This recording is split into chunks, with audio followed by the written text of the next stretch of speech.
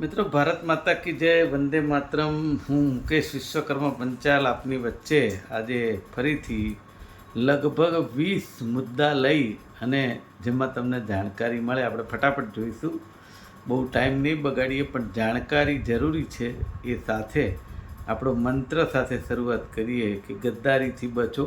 નજીકના માણસથી થાય છે, દૂરનો માણસ ક્યારેક ગદ્દારી ઓછો કરી શકે, પણ નજીકના માણસથી થાય છે. વિચારજો. સમાચારની શરૂઆત કરીએ. સૌથી પહેલાં સમાચાર એવા છે કે આપણી લોકશાહીમાં એવું કહેવાય કે વિરોધ પક્ષ મજબૂત હોવો જોઈએ ને. કામ કરે છે તો વિરોધ પક્ષ દ્વારા મનરેગા અને નલ સે જલની યોજનાની માહિતી નહીં મળતા કોંગ્રેસ દ્વારા કાલોલ ટીડીઓને રજૂઆત કરવામાં આવી.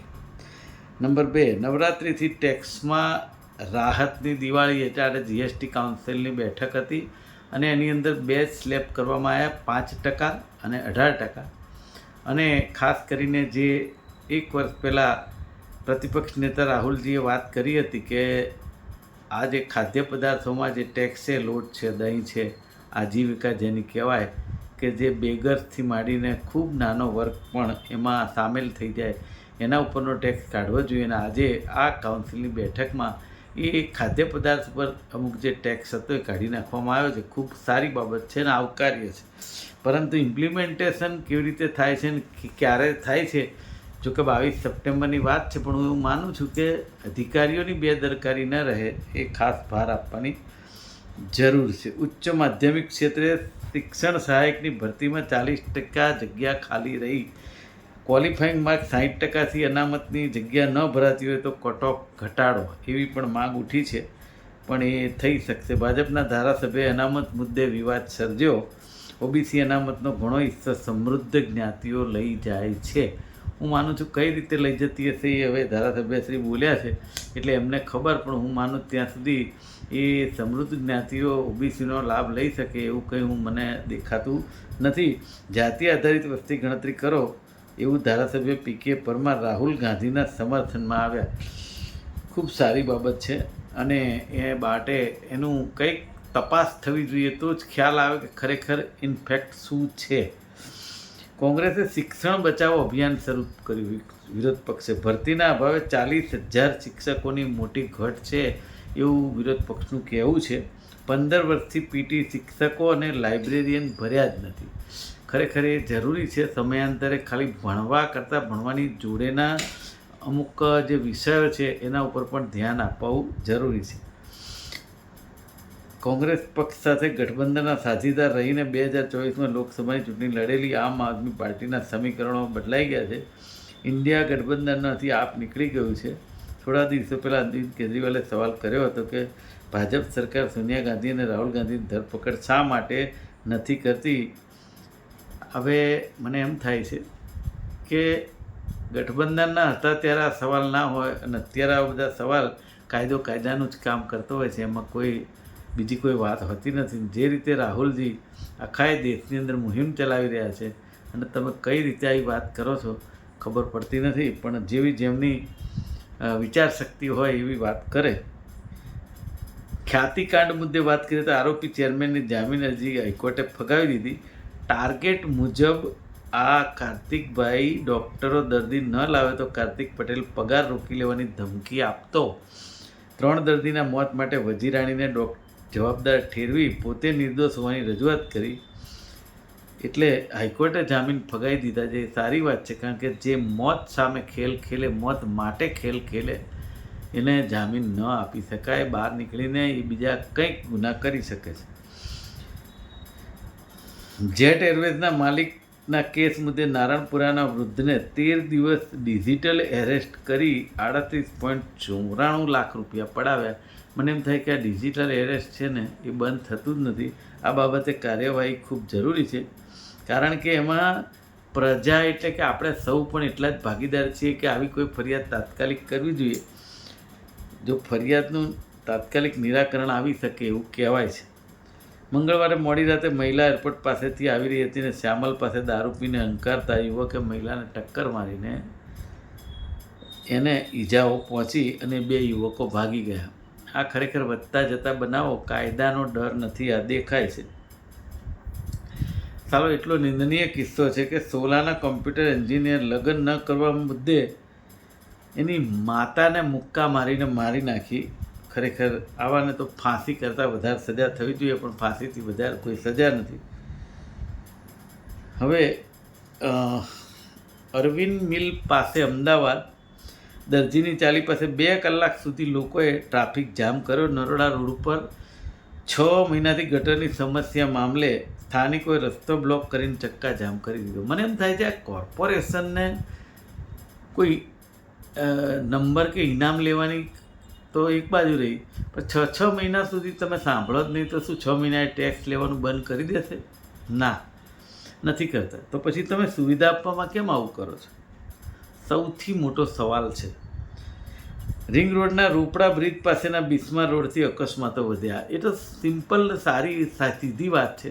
વરસાદ હોય, રોડ ખરાબ હોય, અકસ્માતની સંભાવના થવાની છે. તો જો આપણે સમજી શકીએ આમ જનતા તરીકે કે મીડિયા તરીકે, તો હું માનું છું કે કોર્પોરેશનના અધિકારીઓ અને નેતાઓ સમજી શકવા જોઈએ, પણ નથી સમજી શકતા. એ આપણી એક કરુણાંતિકા છે આ દેશની, ગુજરાતની કોર્પોરેશનની. બોલો, દાણી લીમડામાં કાર વેચવાના નામે 7 લાખની છેતરપિંડી કરવામાં આવી. મને એમ થાય છે આવા લોકોને બી એક સજા થવી જોઈએ કે લોકો વિશ્વાસ તો મૂકે. 12 લાખમાં સોદો કરી 5 લાખ આપી કાર બીજાને વેચી દીધી. બોલો, કોઈ કાયદાનો ડર જ નથી. તમે જે કરો કરો. ઈસનપુરમાં અદાવતમાં યુવક પર મિત્રએ હુમલો કર્યો. બંને મિત્રો અગાઉનો પણ ઝઘડો થયો હતો. રાયખડની ભાટિયાપુરમાં પથ્થરોનું કામ અધૂરું મુકાયું. રજૂઆત છતાં કોઈ ધ્યાન આપતું નથી. ગોમતીપુરમાં માચીસ માગવાની તકરારમાં 2 યુવક ઉપર હુમલો થઈ ગયો. આજે આવા નાના નાના હુમલાના કેસ છે ને, એ લોકોને એક પ્રકારની એવી સજા થવી જોઈએ કે એનાથી બીજા લોકો શીખ લે. ખોખરામાં રિક્ષા ગેંગે યુવકના ખિસ્સામાંથી 25,000 તફડાવ્યા. આ બી એક એવી ગેંગ છે, એને કાયદાનો ડર નથી. ગોમતીપુર રોડ ઉપર 3 માસથી ગટર ઉભરાતા રાહદારીઓને ભારે હાલાકી થાય છે. ફરિયાદો કરી છે પણ નિરાકરણ આવતું નથી. મને એમ થાય છે અમદાવાદ મ્યુનિસિપલ કોર્પોરેશનને તો ફિટકાર વરસાવવાની જરૂર છે. જેને કહેવાય કે કોર્પોરેશનને આટલા બધા લોકો ફરિયાદ કરે ત્યાં સુધી કંઈ થતું જ નથી. આટલા બધા મીડિયા, આટલા બધા વિરોધ પક્ષના લોકો કે છતાં પણ મ્યુનિસિપાલિટીના કમિશનર કે એના અધિકારીઓની આંખ ઉઘડતી જ નથી. આટલો મોટો જીએસટી આવે, આટલું મોટું બજેટ આવે, છતાંય પૈસા જાય છે કે આ મેન પાવર ના હોય તો ભરતી કરો. MSUમાં 3 વર્ષ સુધી વાઇસ ચાન્સલર પદે રહેલા વિજય શ્રીવાસ્તવની PhDની ડિગ્રી જ નકલી નીકળી. તમે વિચાર કરો, આ બધું ભારત દેશમાં ગુજરાતમાં જ થાય, બીજે ક્યાંય ના થાય. શિક્ષણ વિભાગે VCનો રેકોર્ડ ઉપલબ્ધ ન હોવાનું કહ્યું હતું. બુંદેલખંડ યુનિવર્સિટીમાં તપાસ કરતાં ભાંડો ફૂટ્યો. એટલે આમાં કેટલાક કેસો એવા પણ છે કે જેની અંદર એ લોકો અધિકારીઓને ઓળખતા હોય કે એની સાંઠગાંઠ હોય, એટલે રેકોર્ડ નાશ કરાવવાનો કોશિશ કરે. પણ એવા લોકો હવે બચી નહીં શકે. એનો પણ એક પ્રોગ્રામ આવી ગયો છે અને ફિટ થશે એવું મારે કહેવું છે. કારણ કે જે ખોટા ખેડૂત થયા છે ને, એ લોકોએ રેકોર્ડ નાશ કરાવવાનો પ્રયત્ન કર્યા છે. પણ ટૂંક સમયમાં ગાળીઓ સકંજો આવવાનો છે. બધા પોતપોતાની તૈયારી કરતા રહો. કારણ કે IPS અભિકારીઓ ઓળખતા હોય એટલે એમ સમજે કે અમે બચી જઈશું. એવું કંઈ બચવાની પીરિયડ નથી. કુદરતના ઘેર ન્યાય છે, દેર છે, અંધેર નથી. કચ્છ સહિત દૂર દૂરથી આવતા અરજદારોને આર્થિક ડામ. મુખ્યમંત્રી સ્વાગત કાર્યક્રમમાં જ પ્રજાજનોનું અસ્વાગત. માત્ર ધક્કો પડ્યો, કારણ કે અડધા લોકોને મળી શક્યા નહીં. જૂન 2025માં 3349 અરજદારો હાજર રહ્યા, પણ 1592 અરજીનો નિકાલ થયો. અડધો અડધને ન્યાય મળ્યો નહીં, એટલે અન્યાય. આજે સુનાવણી હાથ ધરવાની શક્યતા હતી. DEOની નોટિસની સામે 7 ડે સ્કૂલ હાઈકોર્ટમાં. હવે 7 ડે સ્કૂલને એના સંચાલકોને કોઈ પ્રોબ્લેમ ના હોય, કોઈ એમની ગેરરીતિઓ ના હોય, તો જે કંઈ ચુકાદો આવે એને માથે ચડાવાય. એ લોકો હાઈકોર્ટમાં શેના માટે ગયા? આ સવાલ છે. DEO તરફથી સંબંધિત દસ્તાવેજો માગવાના અને તપાસ સમિતિ નિમવાના નિર્ણયને પણ સ્કૂલે પડકાર્યો. તો મને ખબર નથી પડતી આ સ્કૂલના સંચાલકોને, એ લોકો વાલીઓને કેમ ઇન્વોલ્વ કરવા નથી માગતા? આ સૌથી મોટો સવાલ છે. બોલો, એની અંદર તમારે જોવા હોય તો સરસ સમાચાર છે. અમદાવાદમાં રસ્તાઓની જાળવણી માટે સ્ટાન્ડર્ડ ઓપરેટિંગ પ્રોસિજર. હવે કઈ કઈ પ્રોસિજર લાવશે પણ હરખી કરો. અમદાવાદમાં તૂટેલા રસ્તાને ફૂટપાથ 24 કલાકમાં રિપેર કરવાનો આદેશ આપ્યો છે. હવે આદેશ આપ્યાને 24 કલાકથી વધારે થઈ ગયું, પણ હવે આપ્યો છે. 24 મીટર કે તેથી વધુ પહોળાઈના રોડનું દર 3 મહિને ઇન્સ્પેક્શન કરો.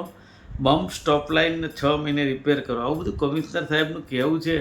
ઇમ્પ્લિમેન્ટેશન કેટલું અને ઓડિટિંગ કેટલું, આ મારો બહુ જૂનો અને રોજે રોજનો સવાલ છે. મ્યુનિસિપલ કાઉન્સિલરોનો અધિકારીઓની આંખ ઉઘાડા. અનિલ સ્ટાર્ચ મિલ પાસે રોડ બ્લોક કરી શહેરીજનો દ્વારા ઉગ્ર વિરોધ. કોર્પોરેટર દીઠ વર્ષે ₹40 લાખનું બજેટ, છતાંય આ પરિસ્થિતિ છે.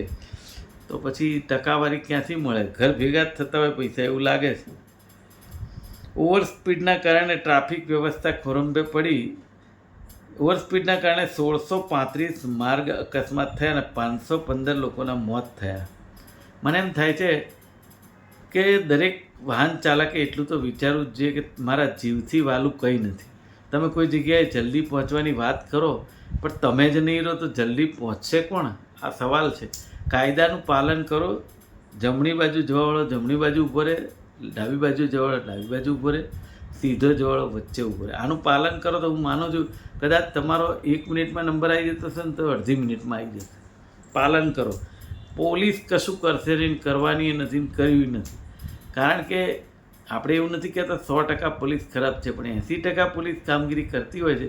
પણ 20% પોલીસ મેં જોયું છે 4 રસ્તા ઉપર કોઈક ગાડીને રોકીને 2-3 પોલીસ ત્યાં ગાડીવાળા પાસે હોય, પણ ટ્રાફિક સમસ્યા માટે એ લોકોને ટાઈમ નથી હોતો.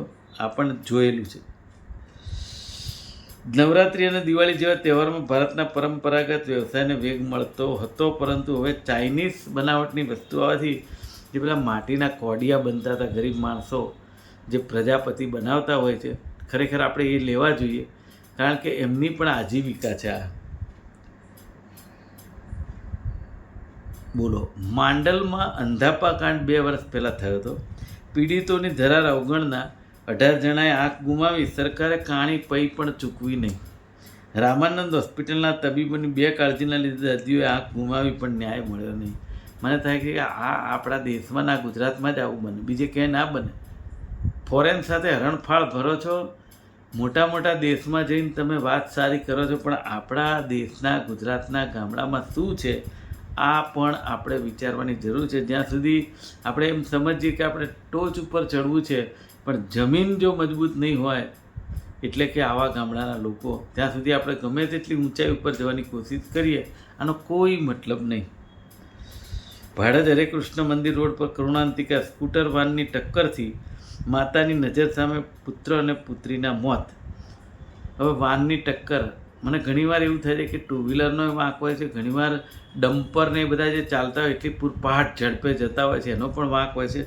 પણ હવે એવું થઈ ગયું, તમારે જીવ તમારી જાતે બચાવવાનો, કોઈ કશું આમાં કાયદાનો ડર છે નહીં કોઈને. ભાડજ સુપર સિટી ગ્રાન્ડ બંગલોમાં રહેતી માતા સ્કૂટર પર 2 સંતાનો સાથે ઘરે આવી રહ્યા ત્યારે આ ગોઝારી ઘટના બની છે. બંને બાળકોને ભગવાન પરમાત્મા સુખી રાખે, પરંતુ આજે તેમના ઘરના 2 લાલ જતા રહ્યા. એ પાછા ન આવી શકે. જેનો લાલ જાય એને જ ખબર પડે, બાકી બધાને વાતો કરવી હોય. સુરત જિલ્લાના 45,000 હેક્ટરમાં ડાંગરનું વાવેતર થયું. યુરિયા ખાતરના વધુ પડતા ઉપયોગથી ભૂગર્ભ જળ પ્રદૂષણમાં વધારો થઈ શકે છે ને થયો છે. નાઇટ્રેટ તત્વ પાણી સાથે ભળીને જમીનમાં ઉતરી જાય છે. ખેડૂતોનો ખર્ચ વધવા સાથે પાકમાં રોગ જીવાતનો ઉપદ્રવ વધે છે. એટલે ખરેખર આ તો જે કેમિકલનું પાણી છોડાય છે ને એ બાબતે તો બહુ જ સરકારે ચિંતિત રહેવું જોઈએ, પોલ્યુશન બોર્ડે પણ પોલ્યુશન બોર્ડ ભ્રષ્ટાચાર સિવાય કંઈ કરતું નથી. અમદાવાદમાં ને બધી નદીઓમાં દેખાય છે. ટૂંકમાં એવું કહેવાય કે આજની જે જીએસટી કાઉન્સિલ, અમુક લોકોને જે ફાયદો થવાનો છે ગરીબ માણસોને, જો ઇમ્પ્લિમેન્ટેશન થશે સારી રીતે અને ઓડિટિંગ થશે તો હું માનું છું વાંધો નહીં આવે.